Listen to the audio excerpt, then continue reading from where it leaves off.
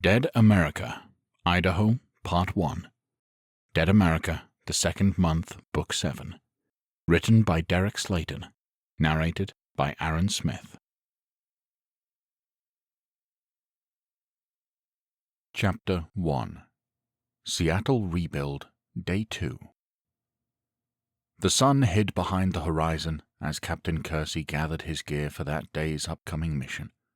It had been a few weeks since he'd seen action, but he was ready for it. All the plotting and behind-the-scenes stuff wasn't him, despite being quite good at it. He threw food rations, extra blades, and a few random blunt objects like a small pipe and a t-ball bat into his carry bag. He gathered up his guns, one assault rifle and 2 sidearms, pressing his lips into a thin line at the fact that he didn't have much ammunition for any of them, nothing more than the mags within. He shook his head, hoping that there would be more at the staging area. Once he was finished gearing up, there was a knock on the doorframe. "How's it feel to be back in the field, Cap?" Corporal Bretz asked, cocking his head. Kersey chuckled, grinning at his second-in-command. "Like falling off a bike," he replied. "You never really forget how." Not sure that's how that saying goes," Bretz replied, shaking his head. Kersey took a deep breath and slung his bag over his shoulder. "It's an hour before sunrise, and I haven't had any coffee yet," he drawled. "Just be thankful I'm forming words at this point." Bretz laughed, stepping out of the way as his captain emerged from the quiet room at the airfield. "Everybody else ready to roll?" Kersey asked. The corporal nodded. "In the staging area," he replied. They headed away from the sleeping quarters and walked across the runway. It was quiet, save for the occasional gunshot in the distance. While ammunition was in short supply within the safe zone, a significant portion of what there was had been handed out to snipers along the southern portion of the airfield. Reinforcements were still a little weak on the southern border, so the military wasn't taking any chances. A few shots popped off in rapid succession, and Bretz clucked his tongue. "Busy night tonight," he murmured. "I would have thought they would have cleared a lot of them by now." Kersey shook his head and sighed. "Last meeting I was in before coming out here said that there were probably 50, maybe up to 75,000 of those things between here and Olympia," he explained quietly. "We didn't get to push down as far as we wanted to, thanks to lack of ammo." The corporal took a deep breath. "Sounds like that could be one hell of a problem," he muttered. "More like a nuisance," Kersey said confidently. "There are a few hundred teams spread out along the interstate and in the suburbs, sitting on rooftops and creating little pockets of zombies. Just going to take some time to clear them out." "Why do I get the sense that they're in for a better time than we are?" Bretz asked dryly, raising an eyebrow. Kersey smirked. "You mean you're not looking forward to dropping into enemy territory with only the gear on your back and no reinforcements coming?" he drawled. "I mean, I haven't liked it the first 150 times we've done it over the years, so why start now?" the corporal quipped. Kersey chuckled and clapped him on the back as they reached the hangar. As they walked in, they spotted Sergeant Copeland walking around checking everyone's gear. "All right, everybody," the sergeant said as he moved. "You need to check, double-check, and triple-check your shit. We are on a one-way trip to the middle of nowhere, and nobody is coming with extras." He raised a fist. "So if you aren't carrying it, you'd better be willing to live without it, or hope that you can loot it somewhere." "In that case, we better hope we can loot us some ammo," Kowalski piped up. "Because right now, I have 12 shots for my rifle. Don't get me wrong, I can take out 15, maybe 16 of those things with 12 shots. However, I don't think Boise is that deserted when it comes to population." "Don't worry. If you run out of ammo, I'm sure you can use that motor mouth of yours to talk a few of them to death," Copeland quipped, crossing his arms. Johnson snorted. "Wouldn't be the first time that's happened," he added. There was some light laughter throughout the wide group, but the sniper haughtily feigned offense. "In my defense, he was old and had a heart condition," he snapped. "And he decided that thinking hard enough to stop his own heart was preferable to listening to you ramble on for a second more," Johnson added with a shit-eating grin. There was more laughter, and Kowalski sputtered. "Yeah, well," he stammered. "In that case, I'm counting it as a kill, which puts you even further behind me then." His friend's Cheshire grin grew even wider. "Probably safer that way, since I'll be further away from that mouth of yours," he shot back. The men laughed even harder, and then Copeland cleared his throat loudly when he spotted Kersey and Brett standing off to the side. He threw the captain an apologetic glance as the soldiers settled down. "Don't mind me," Kersey said with a wave of his hand. "Kowalski needs to know how dangerous his mouth is." The sniper sighed. "Thanks, Cap," he said dryly. "Any time," Kersey replied brightly. "So, Sergeant, how are we looking?" Copeland nodded as he skirted the group to address his captain. "Men are good to go, but we are coming up light on the ammo," he explained.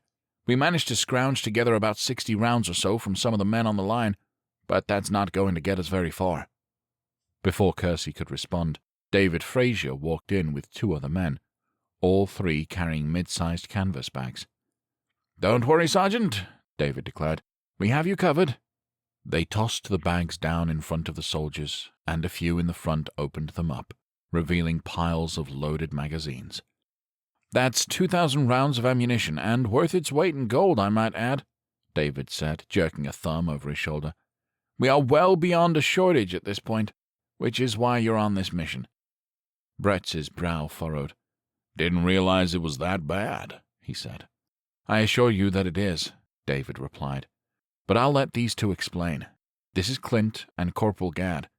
They are working directly under General Stevens for this rebuild." He motioned behind him at his companions, and everyone nodded to each other, exchanging pleasantries. Kowalski, proving his no-filter mouth, pointed to some deep scars on Clint's arms. "Looks like you got some battle scars there, bud," he drawled. "You a grunt like us?" The large man smirked. "A grunt like you? Absolutely not," he said, and then tossed his hand in Copeland's direction. The dark-skinned man straightened his shoulders. "A grunt like him? You betcha." There was some more laughing at the sniper's expense, and this time he joined in, shaking his head.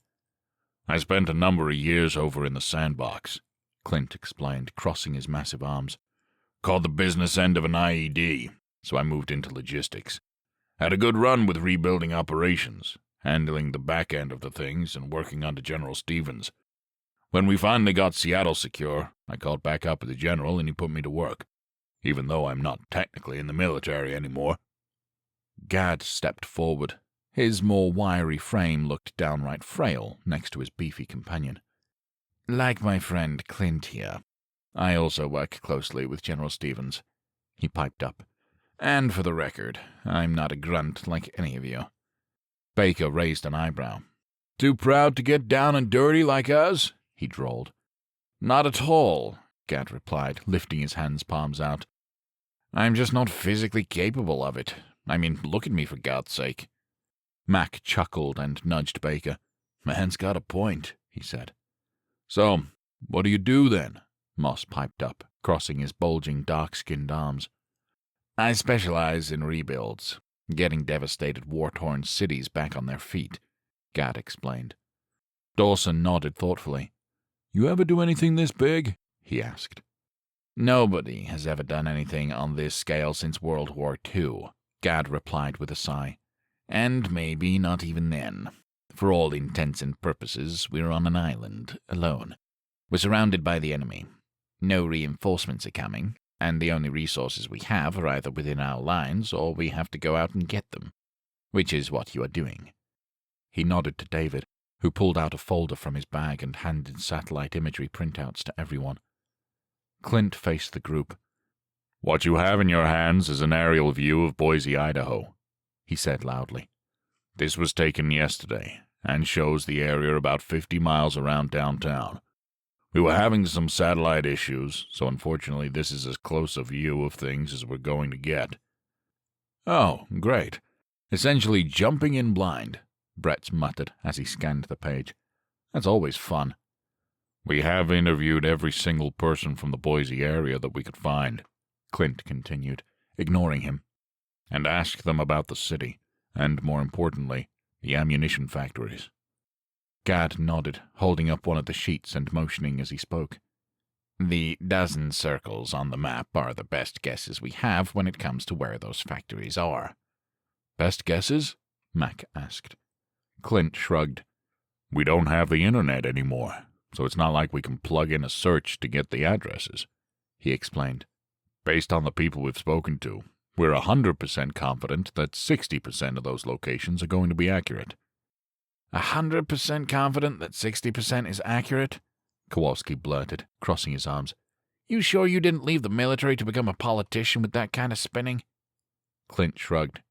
I figured it was too early in the morning for more in-depth math, he replied. All right, fair enough, the sniper conceded. So, any idea on hostiles? Kersey asked. Boise is a big place, so I'm going to assume there's going to be something in our way. Unfortunately, the shots we got were from too high up, Gad replied, so we don't have any more info. But pre-apocalypse, there were 250,000 people in the city, so it's safe to assume there is going to be significant zombie resistance. With any luck, however, there will be some friendly survivors. Brett snorted, shaking his head. That would be a nice change of pace, he said dryly. So, what's the giant X-Joe on there? Wade asked, motioning to the map. Clint cocked his head. Given that we don't know what you're dropping into, the target landing zone is Lake Lowell, which is about 20 miles south of downtown, he explained. Close enough for you to get there, but far enough out that there shouldn't be any mobs. Shouldn't be? Baker asked, raising his hand. That's what the lake is for, Clint continued, motioning to the map. If you start getting close to the ground and see trouble, you have the water landing as a backup. Johnson sighed. Swimming in Idaho in the winter? He drawled. That should be fun. Better than being eaten alive, Clint shot back. Johnson wrinkled his nose and then shrugged, nodding begrudgingly. So, what are we looking at once we land? The captain asked. We have a team of trucks leaving town in the morning, Gad piped up. It's just taking us some time to secure all the fuel and the route, not to mention the gear for the personnel. Our best guess is that it's going to take them 10 days to get down there, but should be in communication range within 7. Your mission is to secure as many of these factories as possible and see if any can be brought back up to operational strength. Then await their arrival. How many men are you sending? Brett asked, raising an eyebrow. Gad and Clint glanced at each other briefly. I don't believe we've landed on a number yet, Clint said slowly, but it will be enough to get a factory up and running. Brett clucked his tongue, shifting his weight. That's fine and all, he drawled, but I want to know how many soldiers you're sending. Not just basic grunts, but guys with combat experience. Are you expecting a fight, Corporal? Gad asked, blinking at him. Yeah, I am, because that's the way it always goes, Brett replied with a sigh. If we get into a situation where we're outnumbered and outgunned, I want to know that we have a fighting force headed our way to back us up, because that changes our equation from having to fight our way out to sitting tight and holding out for reinforcements. The two men turned to each other, conferring quietly for a moment before readdressing the group. We'll make sure there is a sufficient fighting force on the transport, Gad said finally. Brett nodded, satisfied. Appreciated, he said. Gentlemen, if there are no other questions, Clint said loudly, looking around. Corporal Gad and I have a lot on our plates. Not to mention that Captain Kersey here has things well under control, Gad added. Kowalski raised his hand. Yeah, I got one, he said. No, you don't, Brett said, shaking his head and shoving the sniper's arm down. No, I really do, Kowalski snapped. Clint smirked. It's fine, I've heard him talk, he drawled, winking at Brett. Can't be that complicated of a question to answer. There was some light chuckling, but this time Kowalski didn't join in. Exactly how bad is the ammunition situation here? He demanded, squaring his shoulders. I know this mission is important and all, but I want to know just how important. The men exchanged another glance, all hint of levity gone from their expressions. It was clear the information was a need-to-know basis, since revealing dire circumstances could lead to panic. Eventually they nodded to each other, and Clint took a deep breath. We don't have exact numbers, mind you, he said firmly. but early indications are that we burned through about 90 to 95% of our available ammunition during the assault on Seattle and Spokane." The room fell completely silent, and it was as if all the air had been sucked away. "We have clear teams that have a single magazine's worth of bullets between them, and those are only to be used on bite victims," Gad finally said. Clint nodded. "If we face another horde, say from Portland, for example, it could be bad," he continued.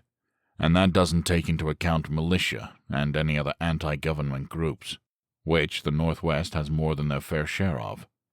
"Not going to be much of a firefight if they're the only ones with the bullets," the corporal added.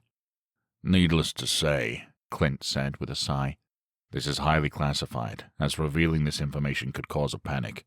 We know this isn't the full long-term solution, since we're still going to need to source raw material, but having the factories and the supplies they already have on hand will at least allow us to bridge the gap." Kersey nodded firmly. "If the stuff is there, we'll find it," he promised. "I have no doubt, Captain," Clint said. "Good luck." David, Clint, and Gad nodded to the shell-shocked group and left the hangar. Kersey took a deep breath and looked around the room, offering his men a reassuring gaze. "Whenever you're ready, Captain," a pilot called from just outside the door and gave him a thumbs up when he glanced over at him. "All right, let's load up," Kersey bellowed. "Got a long day ahead of us." The soldiers all picked up their gear, heading outside, approaching a mid-sized cargo plane. "What, they couldn't spring for a private jet?" Kowalski joked and snorted, shaking his head. Wade reached into his bag and pulled out a small package of crackers, tossing them over to the sniper. "Here you go, bud," he drawled. "At least you'll have an in-flight snack." Kowalski grinned and saluted his companion with the package, ripping into it and chowing down with delight. Wade's eyes widened when he realized his joke had backfired, and Johnson barked a laugh, clapping him on the shoulder. "Gotta be careful with Kowalski there, man," he warned. "He's a human vacuum when it comes to food." Wade shook his head and boarded the plane with the others, getting situated for the long flight ahead. Chapter 2. A couple of hours later, the soldiers were beginning to get restless. Kowalski paced the center aisle of the cargo plane, finally stopping to do some stretches. "You feeling all right there, bud?" Brett asked. "Yeah, just staying limber," the sniper replied as he bent over from a standing position, wrapping his hands around his calves. "Never know what to expect with these parachute drops." The corporal nodded thoughtfully. "Better hurry, because it shouldn't be too much longer," he said. Kersey got up and walked to the front of the plane, poking his head into the front cabin. "How are we looking, boys?" he asked.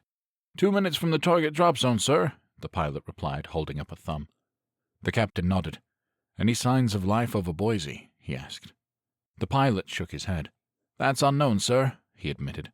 "We took the long way around to avoid detection. Zombies aren't the only things on the ground." Kersey nodded and patted one of the men on the shoulder, nodding in approval. "We'll be ready to go when you give us the green light," he promised, and leaned over to glance at the dashboard.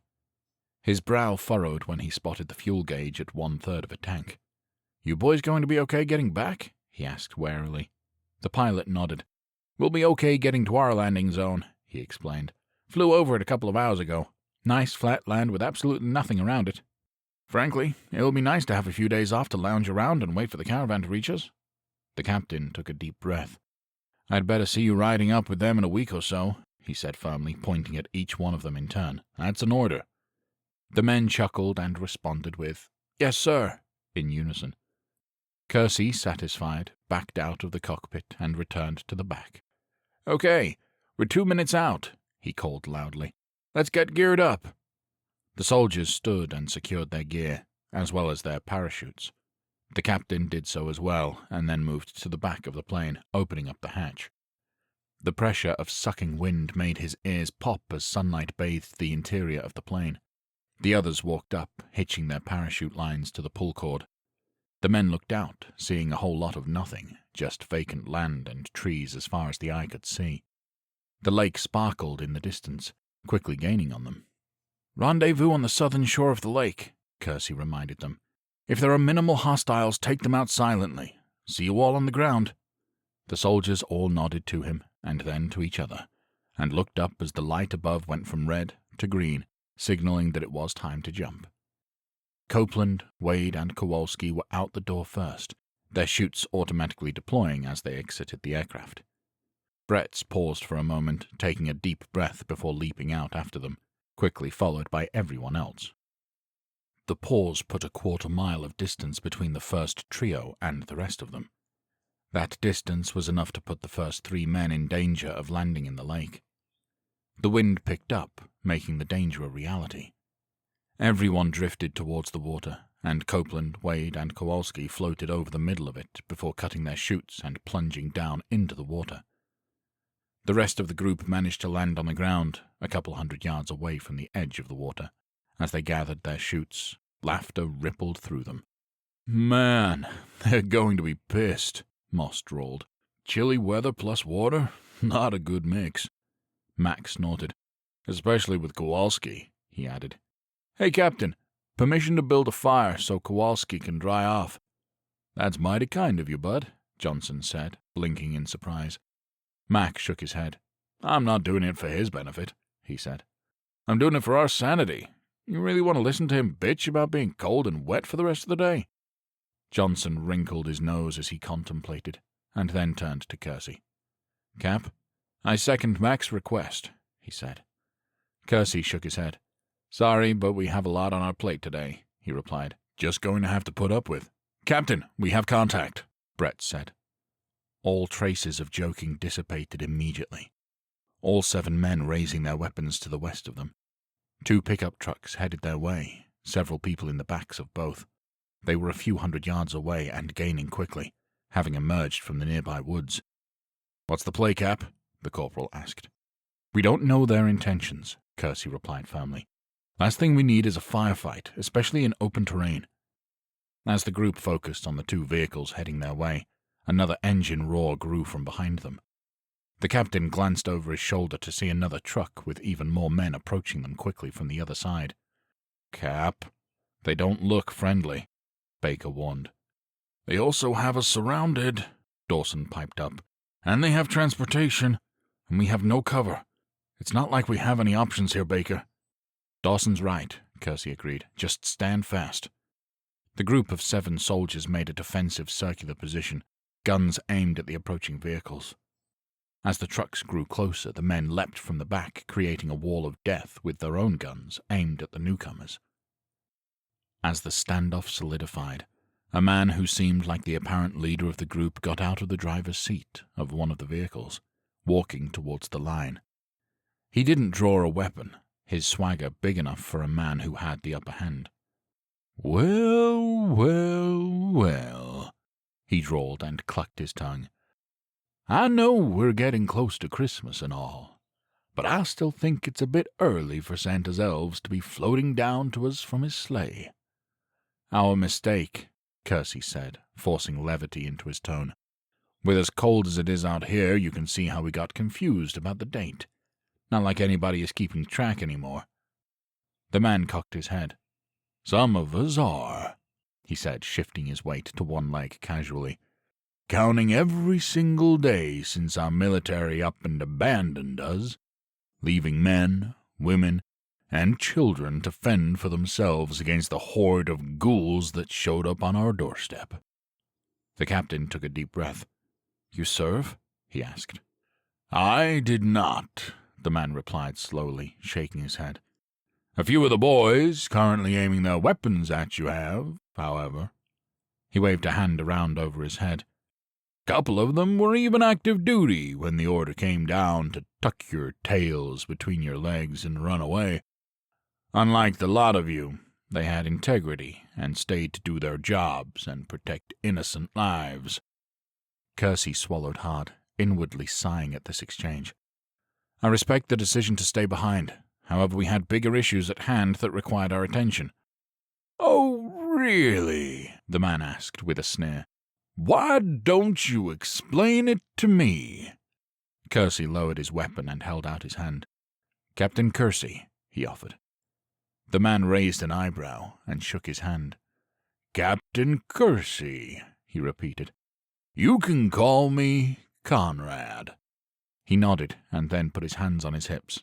"Now, with that out of the way, why don't you explain why you saw fit to abandon the people you were sworn to protect?" "No, I don't think so, Conrad," the captain replied, shaking his head. "I don't owe you an explanation as to why I did my job, just like the members of your group who went AWOL don't have to explain anything to me. I understand, and if I had been in my hometown when this shit show began, maybe I wouldn't be here in a standoff with you right now." He paused for effect. "But the only thing that matters at the moment is what happens right now." "In that case, why don't you tell me why you're here?" Conrad replied, rolling his hand in the air. "Might be able to help you out and get you and your men on your way." Kersey paused and glanced at Brett, who shrugged in response. They weren't in a great position, and he knew that they all knew these men wouldn't like what he had to say. "Okay," the captain said, pursing his lips. "We've established a stronghold in Seattle. Not just us, mind you, but the entirety of the U.S. military. With that comes a hell of a lot of work, which is why we're here." Conrad rolled his eyes. "Let me guess," he drawled, crossing his arms. "You guys want our ammunition." "That obvious, huh?" Kersey asked dryly. "Look around," Conrad replied, shaking his head. "Do you see anything else that might even be remotely valuable to the military?" The captain sighed. "Don't suppose I do," he admitted. "I swear, the balls on you bastards," Conrad said, clucking his tongue again. "First you abandon us, then you want to come steal what little we have." Kersey jerked a thumb over his shoulder. "We have Seattle secure, plenty of room for you and your people," he offered. Conrad rolled his eyes and turned his head to his men. "Oh, did you hear that, boys?" he asked loudly, voice full of sarcasm. "Not only do they want to rob us blind, they also want to kick us off our land." He drew his handgun and aimed it at the captain. Kersey raised his palms and his chin. "Now, I don't think anybody here wants to get into a firefight," he warned. "Especially you, considering we have you surrounded," Conrad drawled. "True," the captain admitted. "I don't think any of us woke up today expecting to die, so if cooler heads can prevail—" "Why don't you set the example by putting your weapons down, then?" Conrad asked with a sneer. Kersey raised an eyebrow. "I'm a monkey-see, monkey-do kind of guy," he said. "So why don't you show me how it's done?" Conrad sighed and lowered his handgun. "I got a better idea," he drawled. "Since you want our ammo so badly, why don't I take you to one of our factories? Drop your guns and we'll load you up." Kersey and Brett exchanged a worried look. The corporal's worried gaze echoed the captain's own reservations. They didn't really have a choice, however, since none of them would be able to survive an onslaught of bullets. "Everybody, do as he says," Kersey said finally. "Captain?" Baker demanded. "That's an order," Kersey added firmly. All 7 men lowered their guns, albeit reluctantly, and raised their palms into the air. "Secure 'em, and their weapons," Conrad barked, turning away from the soldiers, "and get them loaded up. I don't like being out here in the open." His men complied quickly, taking the soldiers' weapons and handcuffing them before herding them towards the truck beds. Copeland, Kowalski, and Wade watched the trucks drive off, their eyes barely above the surface of the water. They were about 50 yards from shore, and as soon as the vehicles were clear, the sergeant led the others swimming quickly back to land. As they found their footing dripping wet and shivering, Kowalski scrubbed his hands down his face.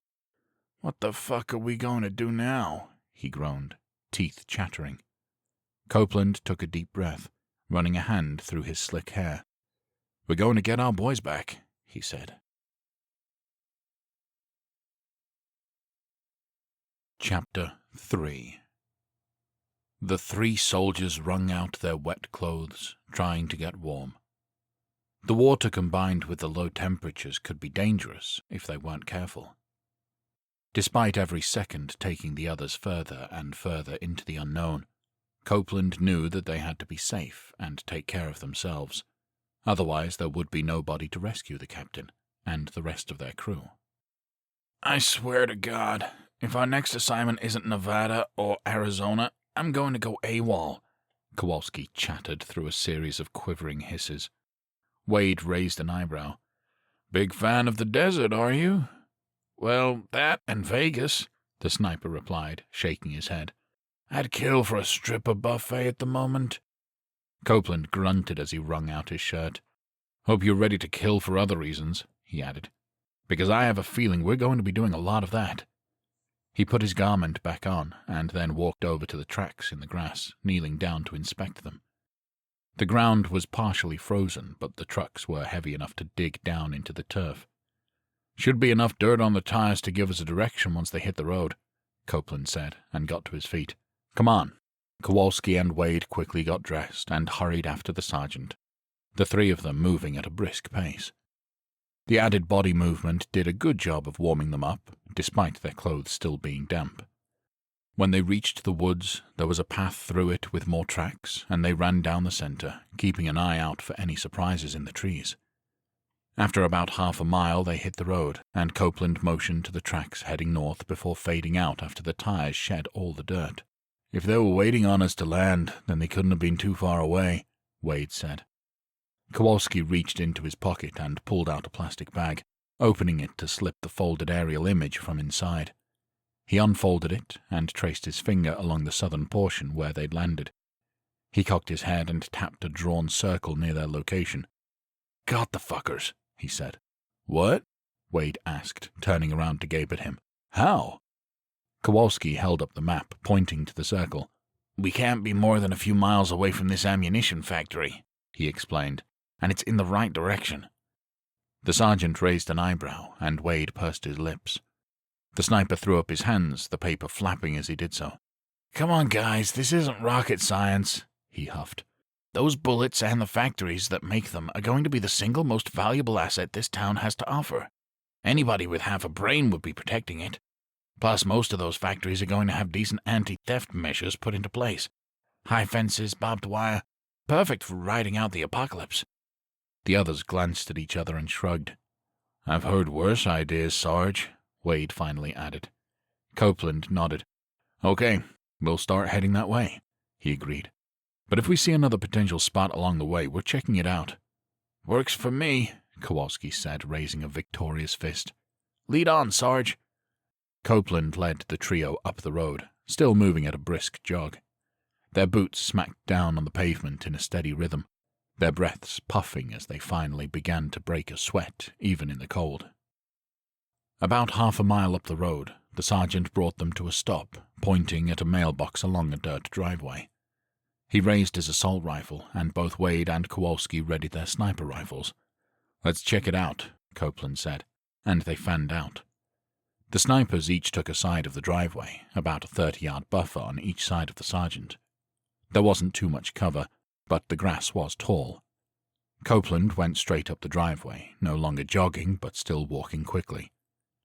A large farmhouse loomed up ahead, a lone truck in the driveway near the house, but nothing else. The truck looked old and beaten up, nothing like the ones that had taken their comrades. Copeland looked to either side, signaling silently that he was moving forward.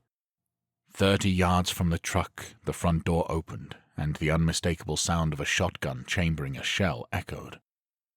The sergeant took a deep breath and spotted a man in his mid-50s standing in the doorway. He was balding and slightly overweight, but he had a shotgun pointed at his head. "That's far enough right there," the man snarled. Copeland took a deep breath. This clearly wasn't the place they were looking for. He immediately raised his hands, slinging his rifle over his back in the process. "I'm not looking for any trouble," he promised. "Well, you sure as hell found some," the man snapped. "Now me and my people just want to be left alone in peace. Why do you chosen people have to bother us? I already told you that we'd give you most of our harvest when it comes in. You don't have to keep harassing us." The sergeant's brow furrowed. "Sir, I believe you have me confused with someone else," he said slowly. The man studied the soldier curiously, his tone wary as he asked, "You mean to tell me that you're not part of the Chosen?" "Sir, "I'll be honest with you," Copeland said gently. "I have never heard of the Chosen before. However, I get the sense that we may have a common enemy." "Some hardened-looking folks?" the man asked. "Driving around in pickup trucks and armed to the teeth?" The sergeant nodded. "That would be them," he said. "Do you know how to find them?" "I do," the man replied, lowering his gun and shaking his head. "But, son, I just wouldn't feel right sending a man to his death. You're gonna need a lot more firepower than just you if you're gonna take him on." Copeland smirked and then let out a quick whistle. Kowalski and Wade emerged from the tall glass, rifles slung over their backs as they joined the sergeant. The man studied the shivering trio for a moment, sizing them up, and then took a deep breath. "Why don't you boys come inside? Warm yourselves by the fire," he said, stepping aside. "I'll tell you everything you want to know." Chapter 4. Kowalski and Wade huddled up by the fire, blankets covering their bare legs as their pants lay on the bricks before the flames. As they basked in the warmth, a young woman approached with a pot of tea. "All we have is Earl Grey," she said softly. "I hope that's okay." Kowalski offered her a grateful smile. "I'd settle for hot water at this point, ma'am," he said. "Earl Grey is great, thank you," Wade trailed off, at a loss. She grinned, brushing her blonde hair behind her ear as she handed him a saucer. "Betsy," she offered. "Thank you, Betsy," he said. "I'm Wade. This is Kowalski. Our stern-looking friend over there is Sergeant Copeland." "It's a pleasure to meet you all," she said, clasping her hands in front of her. "I believe you've all met our shotgun-toting friend Robert. The other man keeping watch by the window is Joe." Kowalski glanced over at the 30-something man staring outside. "You think it's necessary to keep watch like that?" he asked as politely as he could. "Sadly, yes," Betsy replied, shaking her head. "It's been a rough month between the zombies and the Chosen." Kowalski rolled his eyes. "The Chosen? Really?" he drawled. "What kind of egomaniacal jackwagon came up with that name?" "That would be Ted Harris," Robert piped up. The sniper blinked at him and then shook his head, taking a sip of his tea. "Wasn't expecting a specific name, but I'll take it, I guess," he murmured. "Before all this, Ted Harris was one of the wealthiest and most powerful men in Boise," Betsy explained. "He was the most powerful man in Boise," Robert cut in. She shrugged and nodded in agreement. "He was big into construction, banking, and pretty much had his fingers in every investment opportunity here in town. As a result, he ran with a very powerful crowd." "I don't know if you three have ever had the pleasure of visiting Boise before, but for the most part, we're not big on opulence," Robert added, crossing his arms. "So Ted and his friends built it up in Nampa, a nearby suburb west of downtown." "They built their own gated community," Betsy continued, perching on the arm of the couch to address the soldiers. "And once everything went downhill, they locked themselves up tight and watched the world collapse. They believed that their ability to survive unscathed showed that they were special. Hence, the Chosen." Kowalski shook his head. "If they're in that gated community, how are they giving you so much trouble?" "Once those things started slowing down, they started expanding their sphere of influence," Betsy said dryly. Wade blew on his steaming tea before asking, "How, though? Very few rich people I know are eager to get their hands dirty." "And these people are no different," Robert replied with a grunt. "However, it's easy to recruit people to do your dirty work when you have the capability to give their families safe haven." "Guessing that didn't take long to snowball," Copeland muttered. Betsy sighed. "It did not," she confirmed. 2 weeks after this thing started, they had 1,000-man force, or so they say." "So you've had run-ins with them before?" the sergeant asked. She nodded. "A squad of them came here about 10 days ago," she said. "Said that if we kept up the land that they'd leave us be. Well, keep up the land and hand over the majority of our crops to them."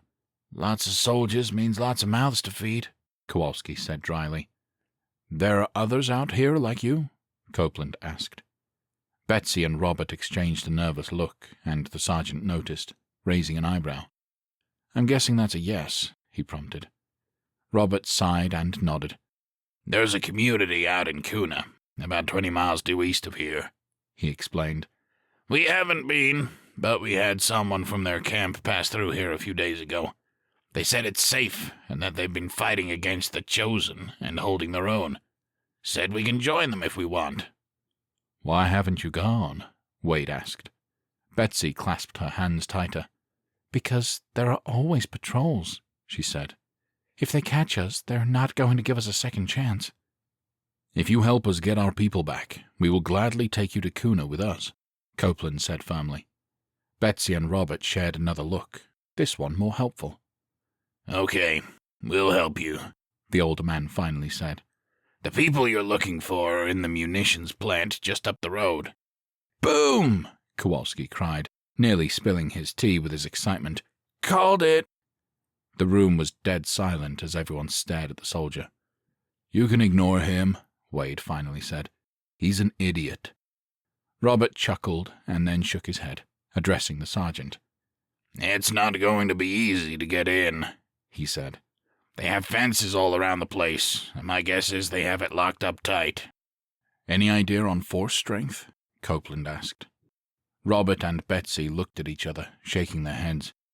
We've counted at least a dozen different people who have come to our doorstep over the last couple of weeks, she said slowly. So at least that many, probably more though. Why so few? Wade asked. If those munition plants are so valuable, why have a skeleton crew? Robert shrugged. That factory shut down earlier this year for a remodel, he explained. Most of the machinery is either ancient or outright broken. But even so, Ted knows the value of it, and given your friend's enthusiasm about it, I'm assuming you three are in agreement. Yeah, we came down here to secure them for the military, Copeland replied, scratching the back of his head. We're running a little low after taking Seattle. Betsy's eyes widened. You took Seattle? She asked. Yes, ma'am, the sergeant replied with a nod. Full-fledged safe zone with the majority of the U.S. military keeping it that way. Now we just have to fight to keep it. She wrinkled her nose. Good to see the military abandoned us for a good cause, she said. Yes, good to see something came of it, Joe added, his gruff voice on edge from his post at the window. You'll have to forgive Joe, Betsy said. He lost his entire family to those things. The man at the window growled. Despite living by the Mountain Home Air Force Base, he snapped, half my neighbors were enlisted, yet when I needed them most, they were boarding in a plane to get out of Dodge, leaving us all to rot. Copeland stood and approached the angry man. I'm sorry for your loss, he said sincerely. I'm sorry about everyone's loss, but there's nothing I can do about that. What I can do is protect you and yours right here, right now. Question is, are you willing to accept that help? Joe continued staring out the window, and then finally sighed, turning to look the sergeant in the eyes. He swallowed hard, appearing to struggle for a moment, and then finally nodded, grabbing his hunting rifle from the ground. Get your gear, he said gruffly. I'll take you to where your men are being held. Copeland shook his head. That's not necessary, he insisted. You can just point us in the right direction. I used to drive deliveries to that factory, so I've been all around these parts, Joe shot back, shaking his head. If you want to get there undetected, you'll grab your stuff and follow me. The sergeant studied him for a moment, and then nodded in agreement. Boys, you heard him, he said. Let's get geared up. The three soldiers started getting their gear together, and Betsy approached the man by the window. Joe, she murmured, but they were close enough that Copeland could hear them. I'm not going to do anything to them, Joe muttered. She crossed her arms. That's not what you've been saying about the military for the last month, she hissed. I know, he replied, raising his palms. I swore I'd shoot them on sight, but if they can get us to Kuna, I can put my vengeance aside for another day. Besides, after all the threats sent our way, I'm eager to send a round or two in the Chosen's direction.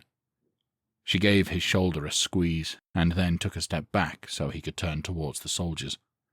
Kowalski buttoned up his pants with a large grin on his face.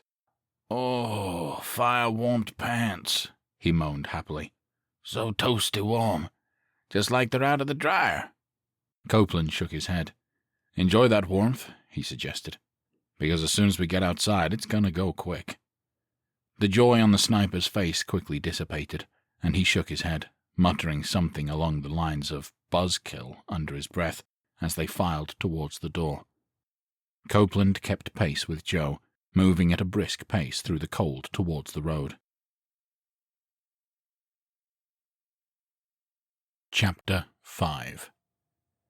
Joe led the trio of soldiers off of the main road and onto a dirt trail that cut through the trees and tall grass.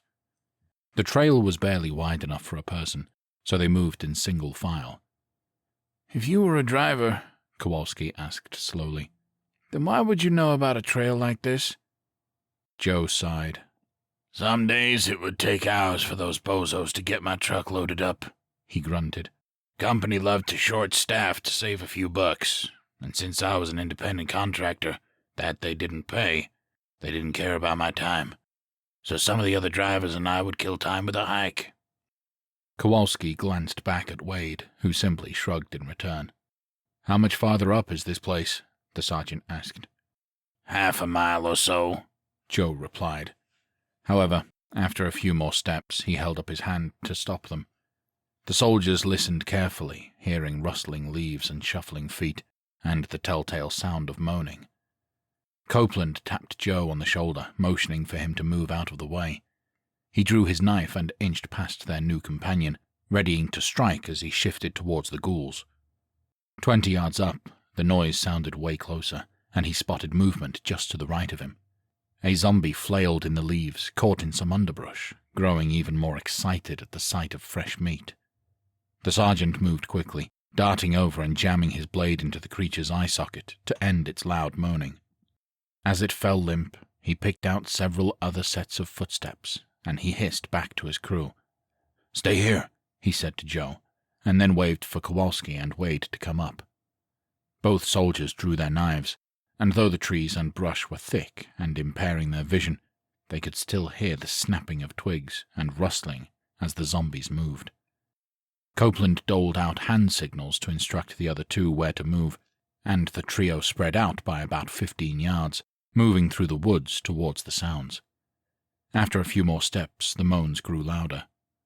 Kowalski spotted a zombie pushing through some brush, and he stepped up, swinging his blade horizontally to jam it into the creature's temple. Another ghoul staggered up behind it, and he jerked his knife from the first one, but not quickly enough. The corpse grabbed a hold of his collar, yanked him forward. Kowalski desperately uppercutted the zombie with the knife, plunging through the bottom of its jaw and into its brain. When the body hit the ground, he gave it a kick for good measure. Copeland and Wade had an easier time with their opponents, each facing a couple that was spread out fairly well. Quick jabs were all it took to end the threat before they all came back together. Kowalski still had a bit of a shocked look on his face. "You good, Kowalski?" the sergeant asked, putting a hand on his shoulder. The sniper nodded jerkily. "Yeah, one of those fuckers managed to grab me," he said. "Got him in time, but still a bit too close for comfort." Copeland nodded and smacked him on the back. "Come on, let's get back to Joe," he suggested. The trio of soldiers moved back towards their companion, who stood over a dead zombie of his own. He turned and gave them a thumbs up, signaling they could approach. "What the hell are these things doing out here?" Kowalski asked, shaking his head. "We're in the middle of nowhere." Joe shrugged. "Boise is small, but it ain't that small," he said. "Tens of thousands of those things have been wandering out of the city for weeks, infesting the area. We're just lucky this was a small pack." "You've had run-ins with bigger groups?" Copeland asked. Joe nodded. "We had a mob of a couple hundred wander through the farm last week," he said. "We managed to stay quiet enough and out of sight that they just kept going like we weren't there. One noise and we would have been swarmed." He shuddered. "Great. We have zombies and the chosen assholes to deal with," Kowalski said, sarcasm evident as he rolled his eyes. "Nothing can be easy." "Nothing we can't handle, bud," Copeland said, clapping him on the shoulder. "Nothing we can't handle. Now come on, we gotta get moving. God knows what they're doing to the captain and the others." The group fell into line behind Joe, and they headed towards the factory, keeping a close watch for more ghouls. Chapter 6. Kersey and the rest of his men were restrained with handcuffs and forced into a small room off of the factory floor, against an outer wall. It was a barren room for the most part that looked like it had been used for storage when the factory was open. The only bit of light came from a window about 9 feet off of the ground, darkening as the door slammed shut behind them. "Well, guess we can cross this place off our list," Brett muttered. Baker sighed. "Always looking on the bright side of life, huh?" he drawled. "Not like we can do much else at the moment," the corporal shot back. "Well, you say that," Mac declared, and knelt down, fiddling with the heel of his boot. Come on, he muttered, digging his fingernails into the thin layer of leather. He pulled it up, and then drew out a 5-inch long piece of metal, standing up to work on his cuffs. "When the hell did you start carrying that?" Dawson asked, flabbergasted. Mac cocked his head as he picked the lock. "Remember that night at the club when I didn't show back up for 3 days?" he asked.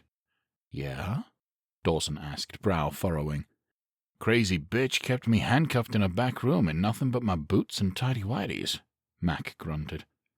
Dawson gaped at him. "Damn, man," he exclaimed. "We thought you got lucky and were just too humble to talk about it." "When the hell have you ever known me to be humble?" Mac asked. His friend winced. "Yeah, guess that should have been the first clue," he admitted. "Good thing she was off a rocker, though, because—" He trailed off, pausing as the cuffs went click. "If she wasn't, I wouldn't be free right now." He moved over to Moss, putting the metal in the soldier's hands so he could get to work freeing himself, and then motioned Dawson over to the window. "Gonna need a boost," he said. Dawson nodded and approached, getting down on one knee and bracing himself. Mac climbed him, putting a foot on his shoulder to steady himself. "You want me to stand?" Dawson asked. Mac shook his head. "Nah, just hang out there for a sec," he replied. "I want to get a lay of the land before trying anything." He hopped up, grabbing the bottom of the window, and pulled his eyes up just high enough so he could see. "What do you see?" Kersey asked. "Leads to the outdoors," Mac replied. "Couple of small buildings and a straight shot to the fence. If we can get out this The glass shattered, and he went flying backwards, blood splattering everywhere, as his head hit the ground. Dawson screamed for him, and a few of the men ran over, wincing at the large bullet hole in his eye, the back of his head blown clean out. Moss unlatched his cuffs just as the door opened, and he made a run for it, but stopped dead in his tracks as it flung open, and Conrad's gun pointed at his head. "You're a smart boy," Conrad drawled. "Now back on up and secure yourself with those cuffs again." The soldier bit his tongue and took a few steps back, reluctantly redoing his cuffs. "Rest of you, back up against the wall," Conrad barked. "Now!" The 6 remaining soldiers complied, slowly backing up against the wall as a few more of their enemies entered the room, all aiming their weapons. "What kind of slack-jawed yokels do you take us for, huh?" Conrad continued, eyes blazing. "Did you not hear me when I said we had soldiers in our ranks? Did you not think we were smart enough to cover the exits?" Kersey raised his chin. "I assure you this will be the last time we ever underestimate you or your people," he promised. Conrad paused, cocking his head. He seemed to be contemplating whether to take it as a threat or not, but eventually nodded and accepted that he'd gotten his point across. "Good," he said, and glanced down at Mac, a giant pool of blood forming on the floor. "You two, get that body out of here," he instructed to his men, snapping his fingers. "I'm going to be polite this time, and not make you live in here with the body of your friend." He leveled Kersey with a hard stare. "I figure the lake of blood will be enough of a deterrent." He paused and raised a finger. "Do not take this as a sign of weakness. My orders may be to hold you until the senior council can decide what to do with you. But make no mistake, if you or your men try to look out the window or escape in any way, I will put you all down. Is that understood?" Kersey nodded firmly. Completely understood, he said. Conrad's men dragged the body out of the room, and he followed, slamming the door behind him. There was a large thud as the lock clicked into place, and the soldiers didn't move right away, still in shock from Mac's death. "I'm going to rip his asshole out through his goddamn mouth for this," Moss breathed. "In due time," Kersey said, clenching his jaw. "In due time." Bretz brought his cuffed hands up and scrubbed them down his face. "What do you want to do, Cap?" he asked, suddenly sounding tired. "We know that the window is being watched, so it's safe to assume that the door is the same way," Kersey replied. "Moss, do you still have that sliver?" he asked. The private held it up, but didn't stick it in the lock. Kersey inclined his head. "Let's get these cuffs ready to break free," he said. "And then what?" Dawson asked. "We wait, and then hope to God the others didn't drown," the captain replied. Chapter 7. Joe led the trio of soldiers up to the edge of the trees, about 50 yards from the outer fencing of the factory, with the front gate about 20 yards to their right. The fence was 8 feet tall with barbed wire at the top, with the exception of the front gate, since it needed to be able to move. Copeland motioned to Kowalski, holding out his hand. "Let me see your scope," he urged quietly. The sniper popped the scope from his rifle and handed it over so the sergeant could get a better view of the situation. He scanned the line, watching a trio of 2-man patrols walking around the outskirts of the facility, stretching the entire length of the line. The front of the factory was open, with large bay doors about 40 yards across. "Got 3 patrols of 2, and that's just what I can see," he murmured. "Have to assume there are a few more on the other side of the compound." "Looks like they're expecting trouble," Wade said. Joe shrugged. "What did you expect?" he asked. "They just had soldiers dropping in on them out of nowhere. These people were on edge even before you came a-knocking." Copeland shook his head, but continued looking. He spotted some movement in the buildings, as well as a sniper with his gun trained on the side of the main factory. "That's odd," the sergeant murmured. "What do you see?" Kowalski asked. Copeland handed him the scope, pointing. "Top of that second building to the left," he instructed. Kowalski spotted the sniper aiming at the building, and then looked over at the lone empty window. "I'd bet every dime I have that's where they're holding the guys," he declared. "Why do you think that?" the sergeant asked. "That dude is aiming at a single window on the building," Kowalski replied. "If they have this many guards roaming around, then it's clear that they're expecting trouble. Only reason to sacrifice a sharpshooter is if there's some reason to expect trouble coming from within. So if the captain and the others aren't in there, then someone else who is on our side is in there." The sergeant nodded. "That's the play, then," he said. "We need to figure out a way to get into that room." Kowalski scanned the area, spotting the front gate with 2 men standing guard. "How bold do you want to get, Sarge?" he asked. Copeland chuckled and took a deep breath, a little afraid of what the sniper could possibly suggest. "I've been known to be pretty bold, but I have my limits," he admitted. "What do you have in mind?" "How quick do you think you could scale the front gate?" the sniper asked. Copeland tilted his head back and forth. "If I get a running start," he asked, and shrugged. "Couple seconds before I'm on the ground on the other side?" "That's what I figured," Kowalski said with a nod. Joe shook his head. "But there are guards everywhere, including the front gate," he protested. "Wade and I are a hell of a shot," Kowalski explained, "so we can pick those front 2 off without any problem." Joe threw up his hands. "And the others who are going to come running?" he asked. "I was kind of hoping you wouldn't mind getting involved," Kowalski replied sheepishly. Joe took a deep breath and held up his hunting rifle. "I gotta be honest with you.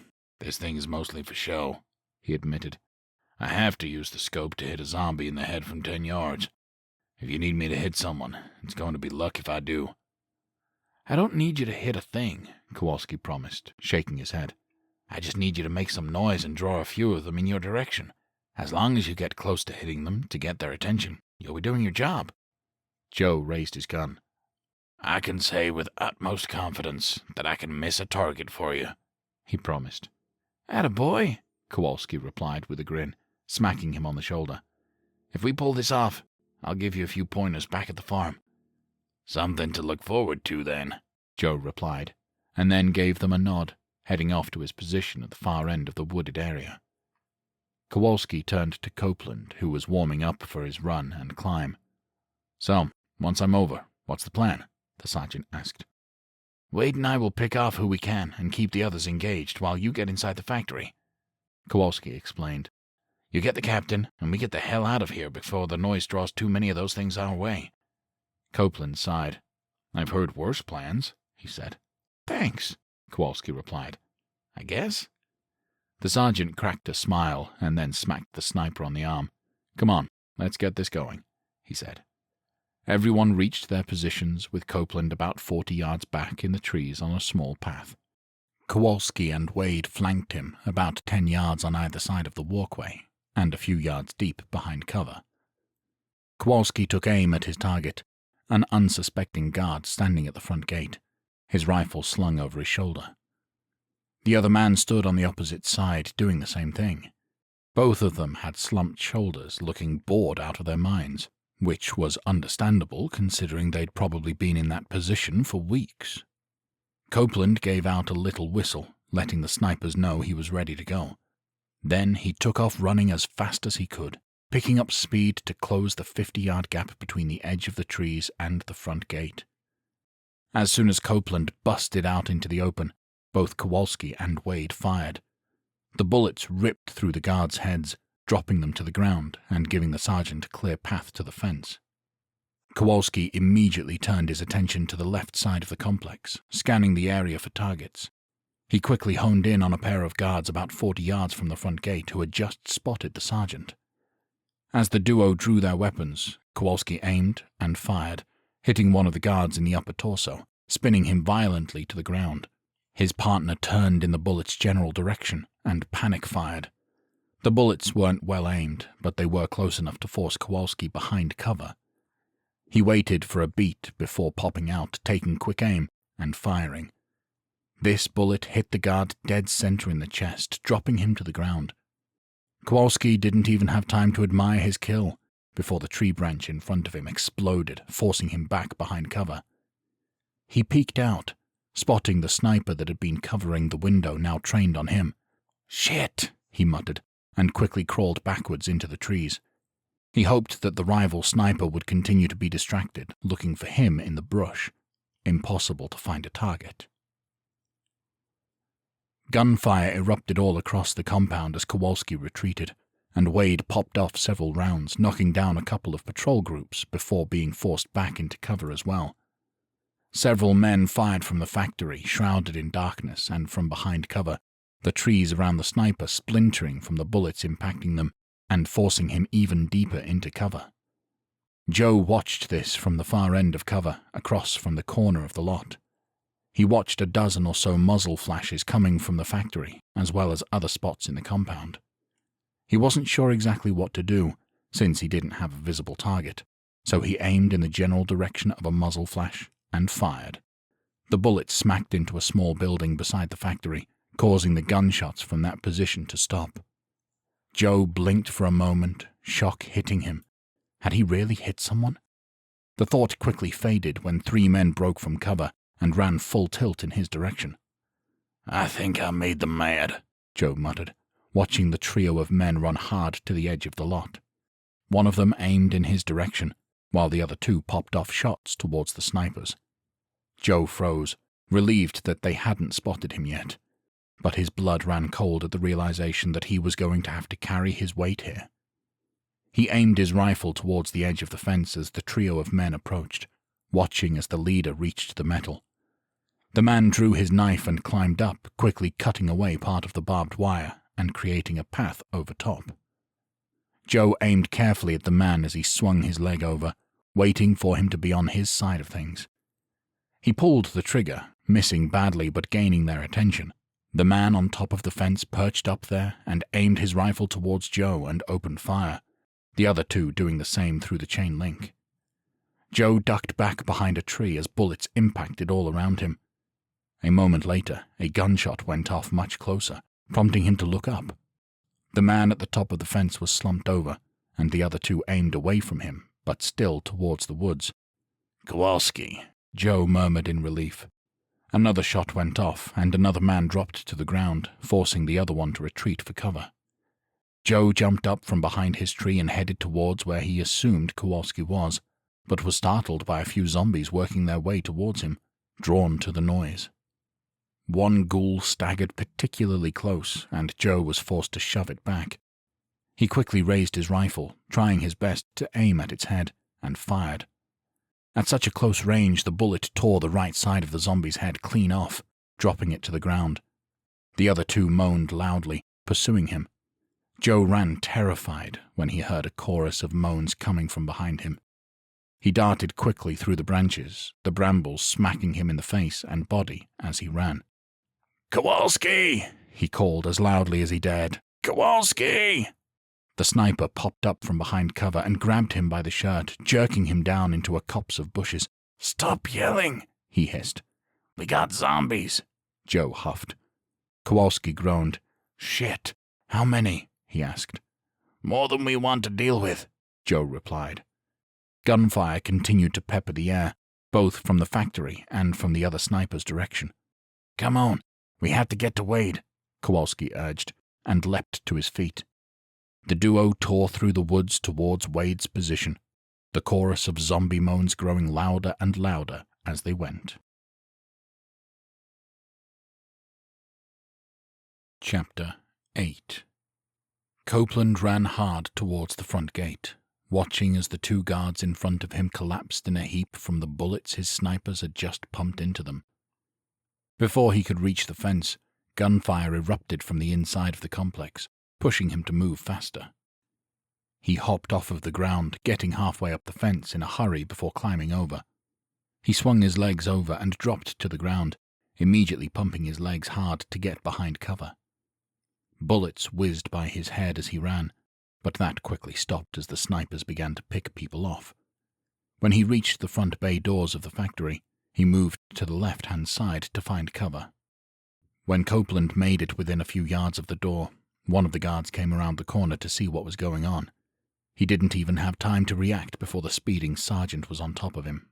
Copeland tore full force towards the guard, putting one hand firmly on the man's weapon so he wouldn't be able to raise it, and the other around his neck.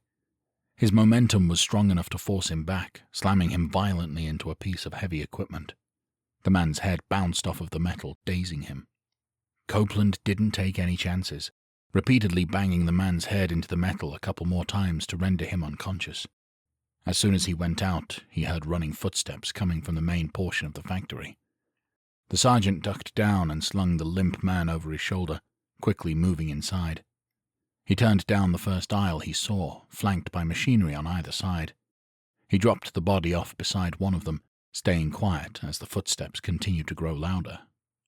As he waited to see where they were going, the wounded man started to come around. Copeland pulled out a knife and jammed it into his throat.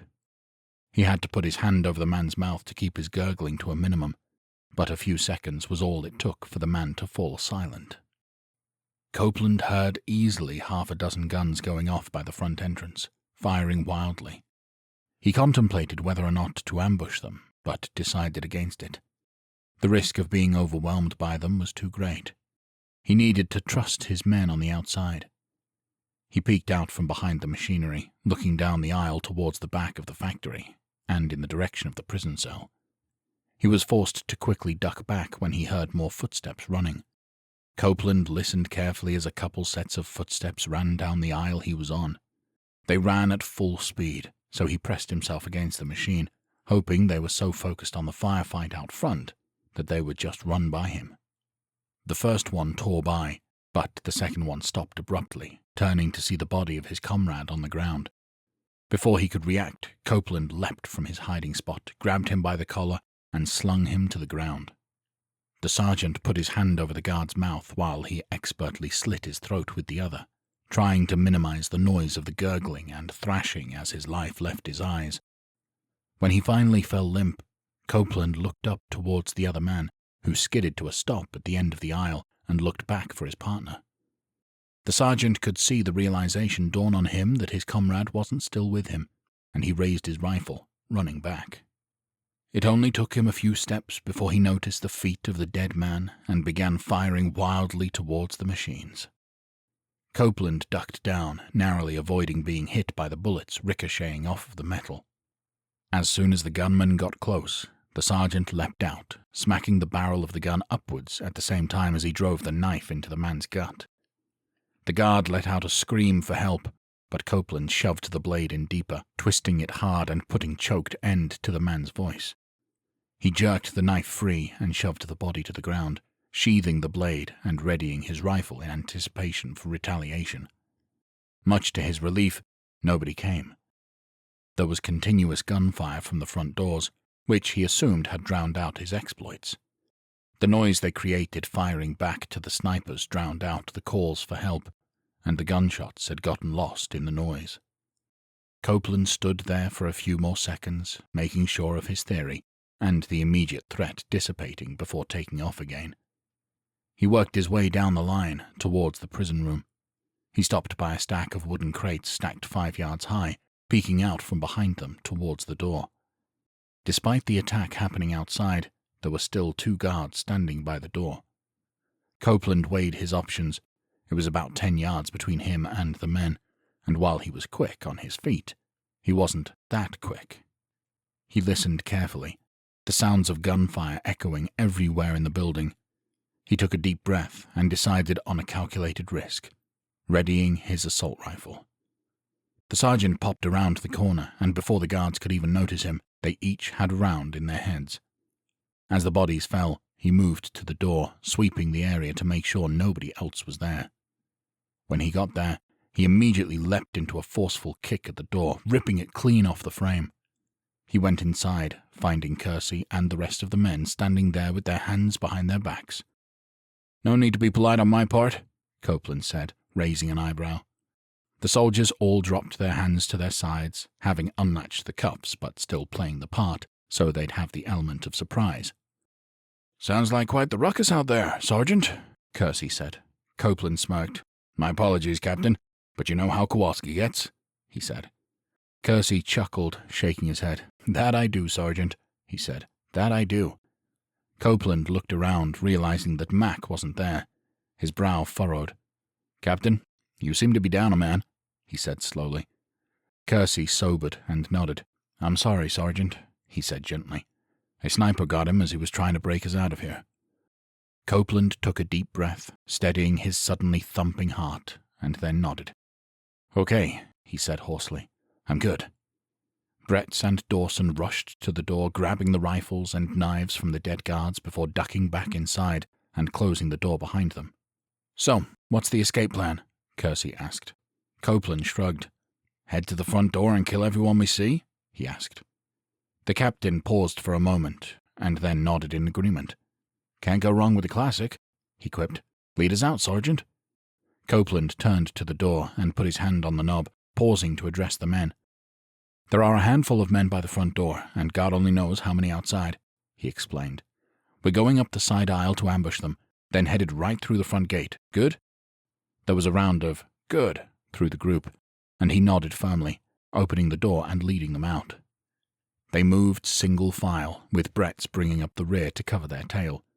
They moved swiftly up the side aisle, reaching the front of the building. Copeland and Dawson got into position and came around the corner, the front walkway area more than wide enough for the both of them to walk shoulder to shoulder. 8 men were in position by the front door, exchanging gunfire with the men outside. 3 were on their side, 5 on the opposite side. The sergeant motioned to Dawson to take the man on their left, and that he would take the 2 to the right.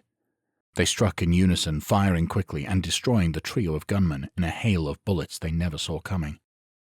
Across the way, however, a couple of men spotted them and immediately turned their fire towards the duo, forcing them to take cover. There was a brief exchange of gunfire between the 2 groups, with Copeland taking aim at Conrad, but missing when the large man began to retreat. Within a few moments, the gunfight at the front of the factory came to an end, with the enemy retreating. Copeland and Dawson moved up and secured the front door, remaining on their side, and then waved everyone else up. Good work, Sergeant, Kersey said. Copeland nodded. Now we just have to get out the front gate and we're home. A loud fire alarm shrieked, cutting him off, and Dawson rolled his eyes in annoyance. Copeland, however, furrowed his brow in concern. What's wrong, Sergeant? Kersey yelled. Copeland shook his head. The area around the factory is infested with zombies. Chapter 9. Kowalski and Joe raced across the wooded area as the gunfire intensified. They were deep enough that they were mostly protected, but the occasional bullet still hit a tree to the right of them. Getting a little too close there, Kowalski snapped. Several zombies staggered into view on his right, and he drew his handgun, firing a few times in their direction and hitting the lead couple in the upper torso, doing nothing to stop them. Pick up the pace, Joe, the sniper barked. Joe glanced over and spotted what the soldier was shouting at, and ran as hard as he could. He still fell behind, however, obviously not in the tip-top athletic shape that a soldier would be. Kowalski looked back, spotting his companion at 10 yards back. He stopped dead in his tracks, taking careful aim with his handgun and firing a couple of times. He found his target on the two lead ghouls to give Joe a chance to safely catch up. You good? He asked. Joe huffed and puffed, but nodded, and gave the sniper a thumbs up. Kowalski led them on their way, back at a run. He darted across an open path, glancing to the right and spotting a mini horde of zombies coming down it. Shit, shit, shit, he cried, and dove behind a copse of bushes on the other side. What are we doing? Joe hissed as the sniper dragged him down. Kowalski held up a finger, straining his ears to listen. A few seconds later, a rifle shot went off on their side of the woods. Got him, he murmured, and then took off again. After another 50-yard run, they finally reached Wade, who was just picking off another gunman. We're in trouble, Kowalski said as he and Joe ducked behind cover next to the sniper. Wade rolled his eyes. Gee, you think? He drawled. It's like playing whack-a-mole with these fuckers. Shoot one and two more pop up. Kowalski glanced to his right, pulling out his handgun and firing a couple of times, startling Wade. The latter whirled and spotted the two collapsed corpses on the ground about 20 yards away. No, I mean, we're in trouble, Kowalski repeated. Wade let out a deep whoosh of breath. Fuck, he grunted. What do we do? We gotta get inside the perimeter, Kowalski replied. Wade scoffed. Great. Let's run towards the gunfire, he said, sarcasm evident in his tone. I'm not a fan of it either, Kowalski insisted. But there's 100 of those things on the path, and God only knows how many out here. So you got a better idea? Wade paused for a moment, and then begrudgingly shook his head. Front of that factory is going to be a bitch to get through, he protested. Sarge should be able to take them out when we make our move, Kowalski replied.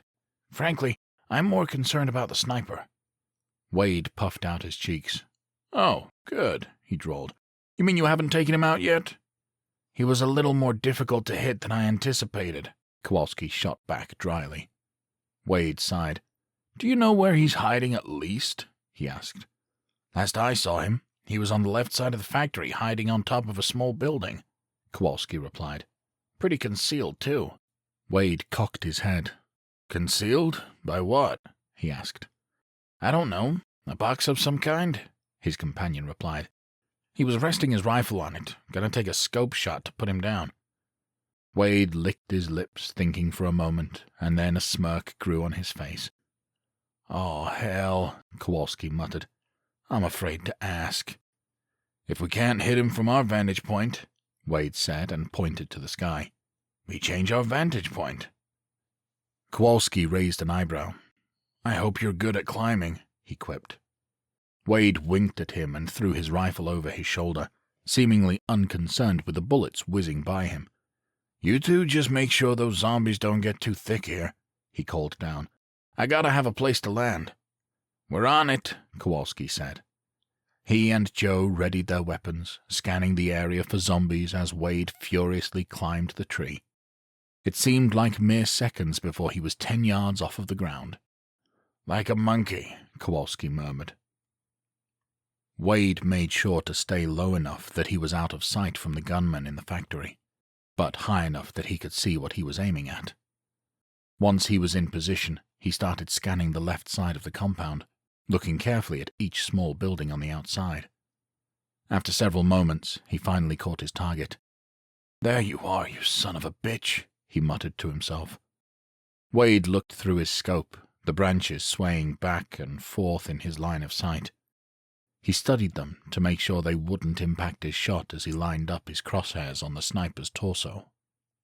A headshot in that situation would be too risky, but a torso shot would certainly put the enemy out of commission, which was all Wade cared about. Gunshots cracked from below him, but he didn't let it sway him, trusting his team. He didn't break his view and steadied himself, taking a deep breath and holding before pulling the trigger. The bullet cleared the trees and hit the sniper right in the center of his back. The body went limp as Wade continued to aim at him, waiting to make sure that he didn't move. The gunfire below grew more frequent, and still the enemy sniper didn't move. "That'll do," Wade said, and began to climb down. Before he'd lowered one foot, a deafening siren blared from the factory. He swiveled over to look at the front entrance, seeing that the gunmen that had been lined up there were gone. "Good job, Sarge," he said to himself, but the alarm was concerning. He clambered down the tree as fast as he could, nearly slipping once or twice due to his dangerous speed. When it was safe, he dropped down, nearly clipping Joe in the process as the man attempted to aim at a zombie about 10 yards away with his rifle. Wade landed hard, tumbling over, letting himself roll and popping up next to Joe. The man pulled the trigger, hitting his zombie in the throat, and Wade quickly drew his handgun, quickly putting a bullet in the ghoul's head to drop it. "The hell did you do?" Kowalski cried. "Me?" Wade exclaimed. "I didn't set the alarm off. I got the bastard sniper, though." Kowalski nodded. "Well, that's something at least," he said, firing a couple more times towards their rear and taking down a few more zombies. But for every one he dropped, 3 more showed up in its place. Wade quickly scanned the area, spotting a few dozen just within his view. "Come on, we gotta get into the perimeter," he said. "What about the gunmen at the door?" Joe asked. Wade shook his head. "Sarge chased them off," he replied. "Good on him," Kowalski said, firing one more time to take the head off of a zombie at 20 yards. The trio took off through the woods, Wade leading the way, and when they reached the edge of the trees, he paused to scan the front of the building and make sure there wasn't anybody camping out there to pick them off. When he was satisfied, he led them out, headed towards the front entrance. Zombies began to emerge from the woods, changing their course from the alarm to the fresh meat running up the path. The front gate was 50 yards away, running diagonally, and the trio pumped their legs, running as hard as they could. About 20 yards up, engines roared over the sound of the alarm, and Wade skidded to a stop as 2 pickup trucks squealed away from the factory, heading straight for the front gate. They smashed right through it, knocking the doors completely free from the fence, and the trio leapt to the side to avoid being run over by the vehicles. Miraculously, nobody in the trucks opened fire on them, simply sped away along the front of the lot, heading towards a road on the far side. "What the hell are we gonna do now?" Joe cried. Wade shook his head. "Get to the factory!" he yelled. The trio took off again, going hard as the ghouls from the woods were closing in on the now open gate. They barely made it inside the lot before the zombies reached the gate. "Sarge!" Wade yelled as they ran towards the factory. "We got trouble!" Copeland poked his head out around the edge of the wall, and his eyes widened like saucers. "Captain," he barked, "we gotta get these bay doors shut!" Kersey came around the corner and immediately ran to the other side of the entrance. "Moss, give me a hand." Moss joined the captain as Dawson helped Copeland, and both duos pulled hard on their respective doors. They were heavy metal and very difficult to get moving. Finally, both teams were able to get the sliding doors going, and Wade led Joe and Kowalski underneath just in time. The trio helped push on either side of the doors as zombies continued to pour into the lot. Dozens were already inside the perimeter, with more just on the other side of the fence. "Push! Push!"